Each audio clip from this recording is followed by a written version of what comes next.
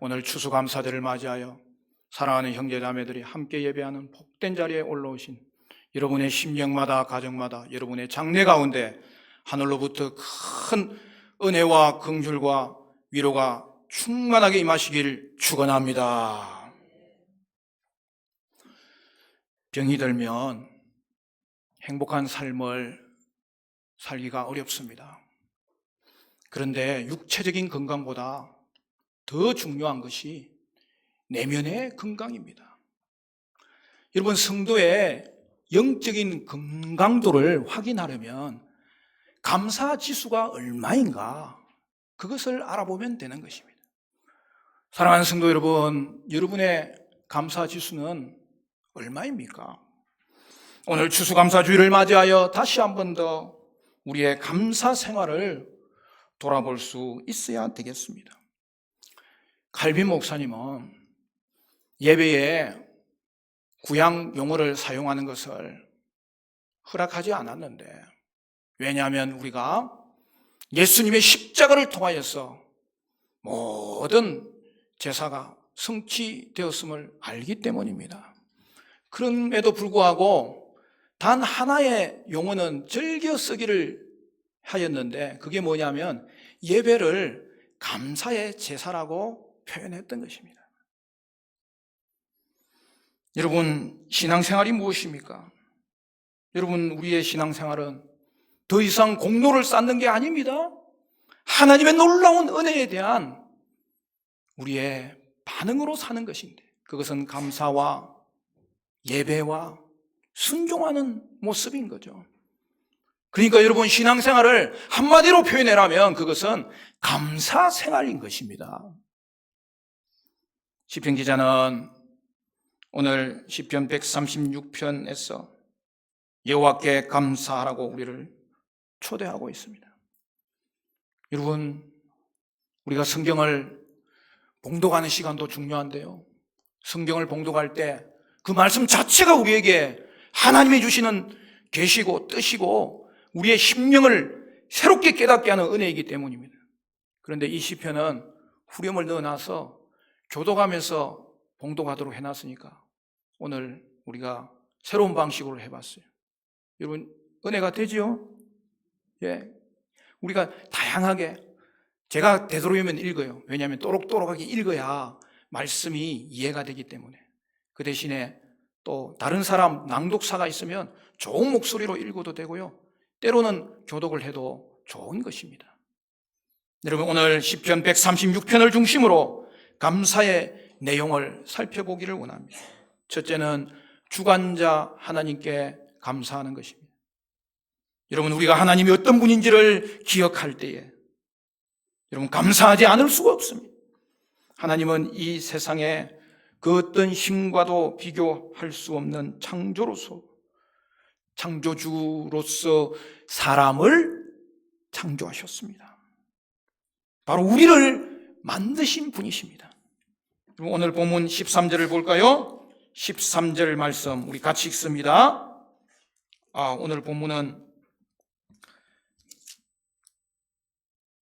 우리 주관자 예수 하나님에 대해서 이야기했고요. 139편 바로 옆에 있으니까 13절 찾으시고 한번 읽도록 하겠습니다. 다 같이 시작. 주께서 내 내장을 지으시며 나의 모태에서 나를 만드셨나이다. 여러분, 하나님은 우리를 완벽하게 창조해 주셨기에 감사를 드려야 하는 거예요.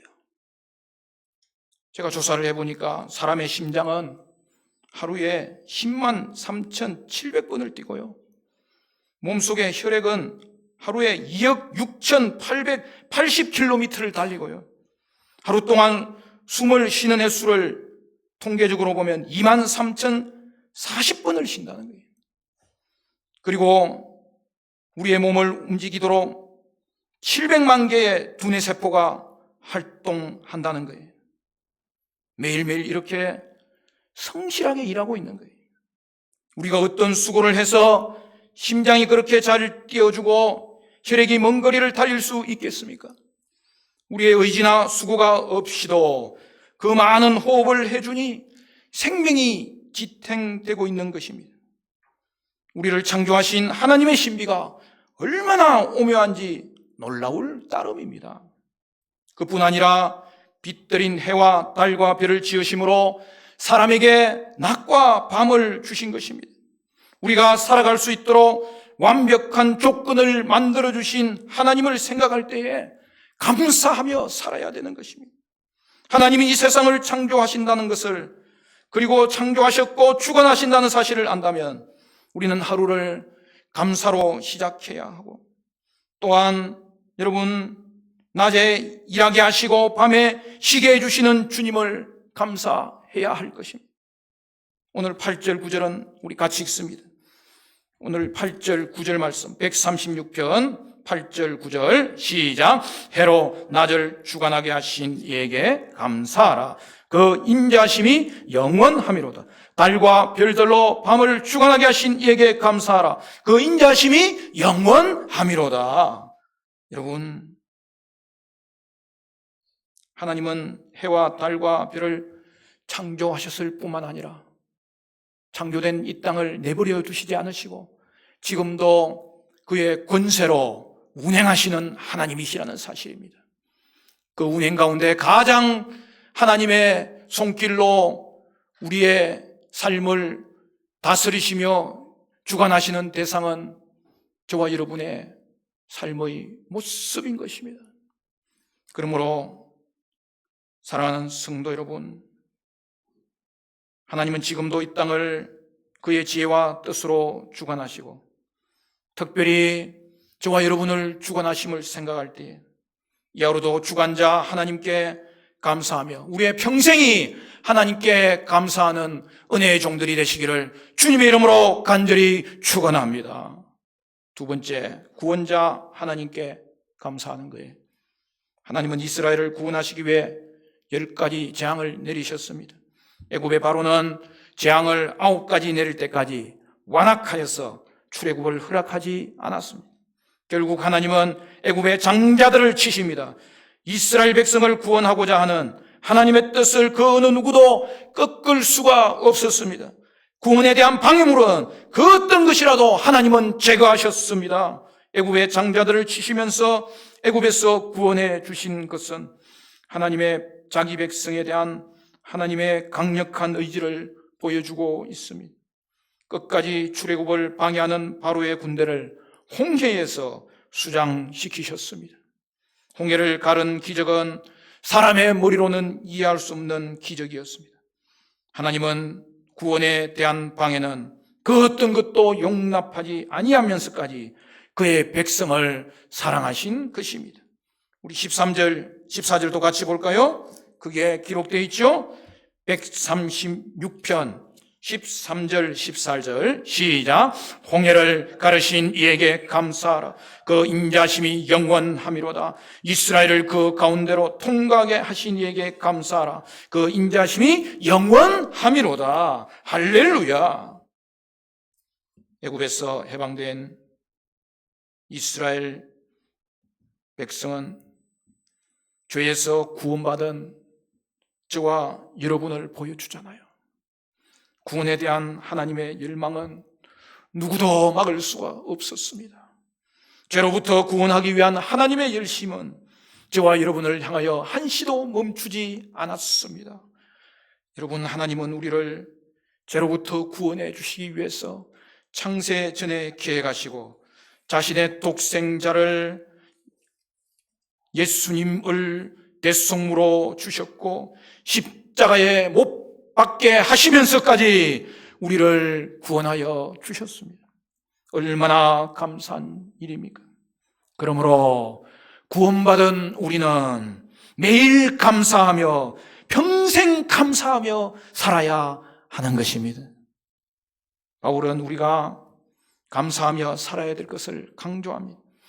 골로새서 2장 6절 7절을 보면 그러므로 너희가 그리스도 예수를 주로 받았으니 그 안에서 행하되 그 안에 뿌리를 박으며 세움을 받아 교훈을 받은 대로 믿음에 굳게 서서 감사함을 넘치게 하라.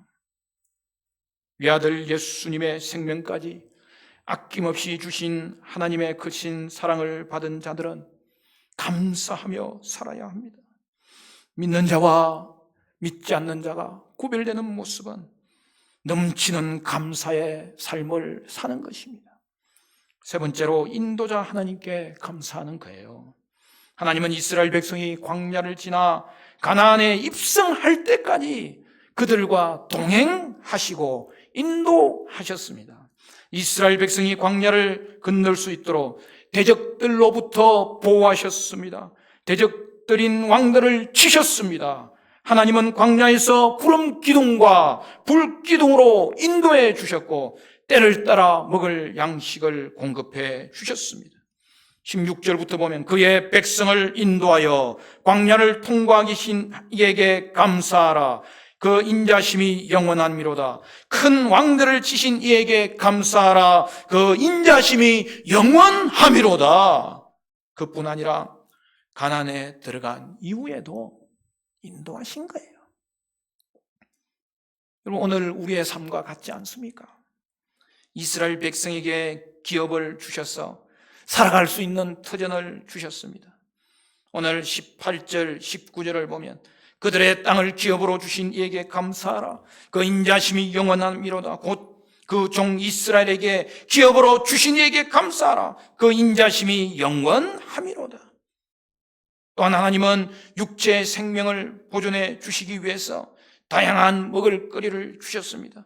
우리를 비천한 가운데서 23절 이하죠. 기억해 주신 이에게 감사하라. 그 인자심이 영원함이로다. 우리를 우리의 대적에게서 건지신 이에게 감사하라. 그 인자심이 영원함이로다. 모든 육체에게 먹을 것을 주신 이에게 감사하라. 그 인자심이 영원함이로다.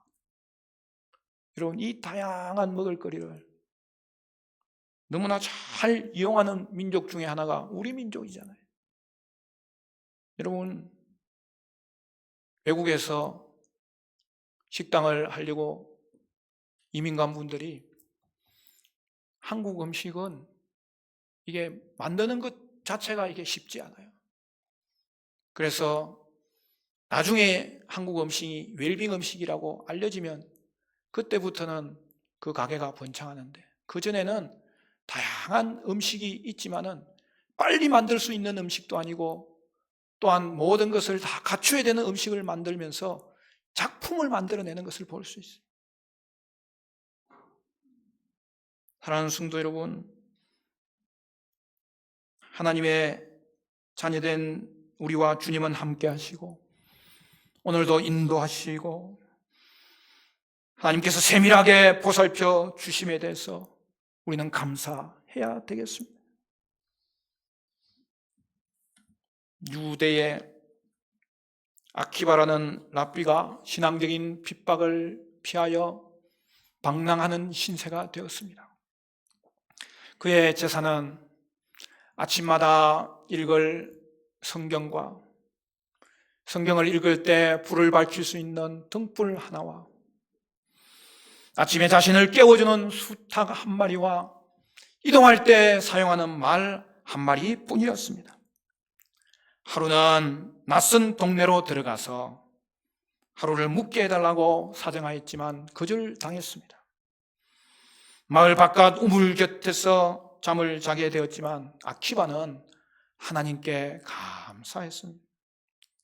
성경을 읽으려 하는데 강풍이 불어서 등불이 넘어져 깨져 버렸지만 그는 하나님께 감사했습니다. 우물가에 누웠는데 늑대가 와서 닭을 물어갔지만 역시 감사했습니다. 잠시 후에 사자가 나타나 말을 물어갔지만 하나님의 뜻이라고 생각하니 감사했습니다. 아침에 일어나 말 한 피를 구하려고 마을로 들어가 보니 밤새 강도떼가 습격하여 마을 사람들이 거의 다 살해된 것을 발견하게 되었습니다. 만일 마을 사람들이 거절하지 않았다면 자신도 살해를 당했을 것입니다. 만약 등불이 깨지지 않았다면 그 불빛으로 말미암아 강도의 습격을 당했을 것입니다. 닭과 말을 물어가지 않았다면 그들의 소리를 듣고 강도떼에게 죽임을 당했을 것입니다. 악시바는 끝까지 감사했습니다. 사랑하는 성도 여러분, 데살로니가서에 우리에게 늘 감사절마다 울리는 하나님의 뜻과 하나님의 말씀이 있지 않습니까? 범사에 감사라. 이는 너희를 향하신 하나님의 뜻이니라. 여러분, 범사에 감사하는 것이 하나님의 뜻입니다. 감사하는 삶이 순종하는 삶임을 기억해야 합니다.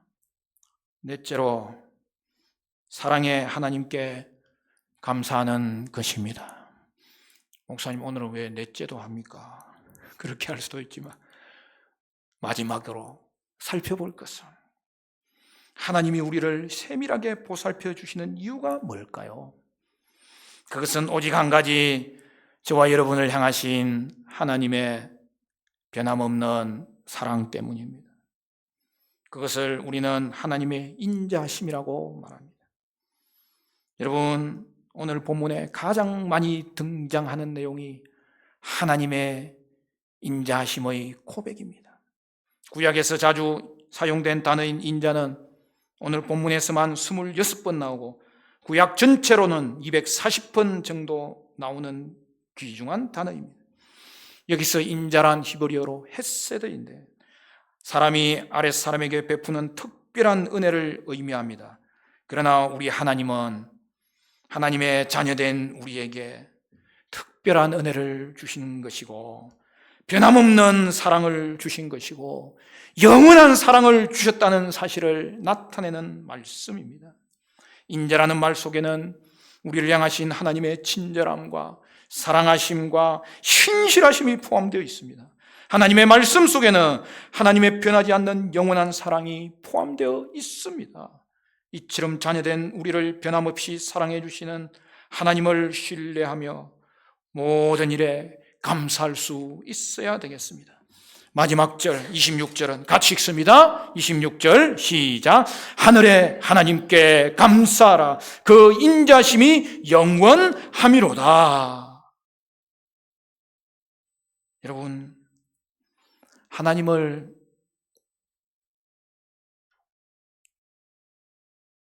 신뢰하며 변함없이 하나님을 의지하는 모습이 감사의 모습입니다. 그런데 하나님을 신뢰하지 않으면 사건의 단면밖에 볼 수 없기에 하나님에 대해 서운해하고 원망하는 일이 생길 수 있습니다. 뜨거운 여름, 햇볕 아래서 열심히 일한 농부가 잠시 쉬기 위해서 그늘에 앉아 땀을 닦고 있었습니다. 농부가 쉬면서 우연히 눈이 가서 바라보게 된 것은 호박 넝쿨에 매여 있는 그다란 한 개의 호박이었습니다. 농부는 혼자 중얼거렸습니다. 하나님도 참 왜 저렇게 무거운 호박을 약한 넝쿨에 매달라 놓으셨단 말인가? 그러면서 머리 위에 호두나무를 바라보는데 더욱 하나님의 불공평한 것이 틀림없다는 것을 생각하게 되었습니다.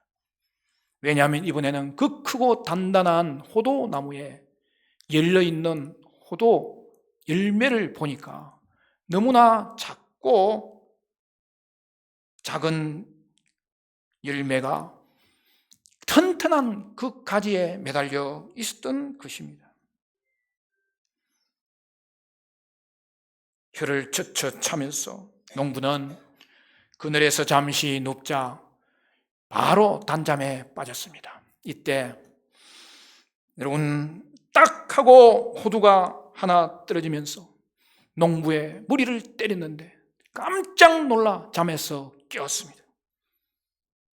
그는 아픈 머리를 얼른 어루만지면서 크게 깨달은 것이 있어서 하나님께 감사했습니다. 아이고, 만약 저 큰 호박이 나무에 달려 있었더라면 나는 큰 해를 당할 뻔했구나. 하나님, 저 호박 넝쿨에 큰 호박을 달아주심을 하나님 감사합니다. 그리고 이 큰 호두나무에 작은 열매를 달아주신 하나님 감사합니다. 사랑하는 여러분, 감사하지 않으면 쉽게 불평하고 생각 없이 원망함으로 죄의 유혹에 넘어가는 일이 많을 수 있습니다. 여러분, 이스라엘 백성이 하나님으로부터 받은 은혜는 헤아릴 수 없습니다. 그러나 그들은 다가온 어려움 가운데 원망함으로 광야에서의 시간을 헛수고로 만들고 말았습니다. 그는 가나안을 정탐하고 온 정탐꾼들의 잘못된 보고를 믿고 원망함으로 불평하여서 광야가 그들에게 무덤이 되고 말았습니다. 여러분, 감사는 하나님을 기쁘시게 해드리는 일이지만 원망은 받은 은혜까지 빼앗기게 되는 것을 볼 수 있습니다.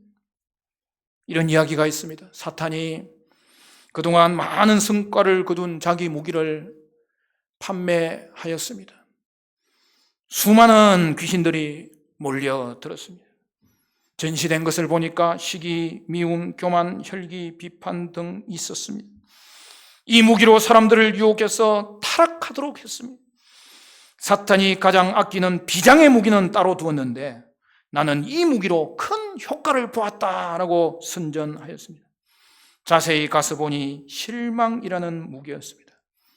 예수 믿고 좋은 크리스찬이 되어서 열심히 봉사하다가도 이 실망으로 쐐기를 박으면 사람들이 무기력해지고 쓸모없는 자가 되고 말았어. 나는 이 실망이라는 무기로 마음의 틈을 열면 여러 가지 것들이 다 몰려 들어가서 쓰러지게 되었지 라는 말을 들은 귀신들이 질문했습니다. 이 무기가 잘 통하지 않는 성도도 있나요? 아주 소수의 사람들이 있어 항상 자기 마음에 감사를 품고 사는 사람들은 넘어지지 않다고.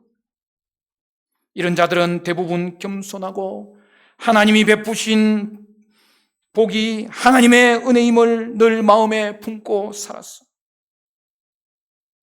사탄도 감당할 수 없는 자가 바로 감사를 마음에 품고 사는 자들임을 우리는 알아야 됩니다. 감사는 우리를 죄로부터 지켜주고 하나님을 기쁘시게 하고 하나님께서 더 큰 감사로 채워주시는 통로가 되는 것입니다. 감사하지 않는 것은 하나님의 인도하심을 포기하고 살겠다는 선언과 같습니다. 이스라엘 백성이 원망함으로 지난날에 하나님의 도우심을 무시하였고 어려움을 이길 수 있는 힘을 상실하고 말았습니다. 모든 일에 감사하며 살아야 하나님의 약속과 주님의 은혜를 온전히 누리는 삶이 될 수 있습니다. 우리가 잘 아는 민수기 28장에서 30절은 이렇게 말합니다. 그들에게 이르기를 여호와의 말씀에 내 삶을 두고 맹세하노라. 너희 말이 내 귀에 들린 대로 내가 너희에게 행하리니 너희 시체가 이 광야에 엎드러질 것이라. 너희 중에서 20세 이상으로서 계수된 자 곧 나를 원망한 자 전부가 여분네의 아들 갈렙과 눈의 아들 여호수아 외에는 내가 맹세하여 너희에게 살게 하리란 땅에 결단코 들어가지 못하리라. 사랑하는 성도 여러분, 범사에 감사하는 것이 하나님의 뜻인 줄로 믿습니다. 하나님의 뜻대로 사는 자는 하나님의 가족으로서 복을 누리며 살게 될 것입니다. 그러므로 성도의 감사는 이 두 가지 구절에 다 포함되는 것 같아요. 매일 감사, 평생 감사, 매일 감사, 평생 감사. 여러분, 말씀을 맺겠습니다. 오늘도 우리를 주관하신 하나님, 비천한 가운데서 우리를 구원하신 하나님, 우리를 인도하심으로 광야 같은 세상에서 지키시고 천국까지 돌보시는 하나님, 우리를 향한 사랑이 변치 않아서 지금도 우리를 살피시는 그 하나님께 감사함으로 죄에서 자신을 지키고 하나님을 기쁘시게 하고 평생 감사, 매일 감사를 통하여서 하나님의 축복의 종들이 되는 은혜가 저와 여러분 가운데 있게 되시기를 주님의 이름으로 간절히 축원합니다.